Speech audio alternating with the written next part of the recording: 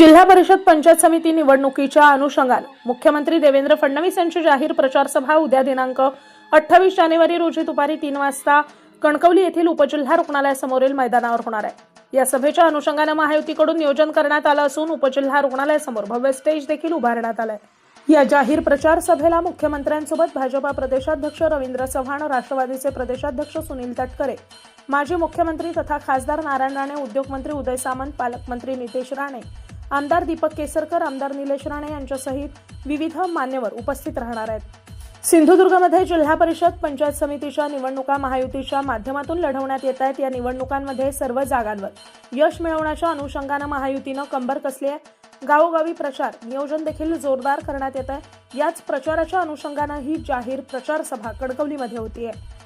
कणकवली येथील उपजिल्हा रुग्णालयासमोर होणाऱ्या या जाहीर प्रचार सभेच्या अनुषंगाने भव्य स्टेज उभारण्यात आलाय। या जाहीर प्रचार सभेला महायुतीचे सर्व पदाधिकारी आणि कार्यकर्ते मोठ्या संख्येने उपस्थित राहणार आहेत।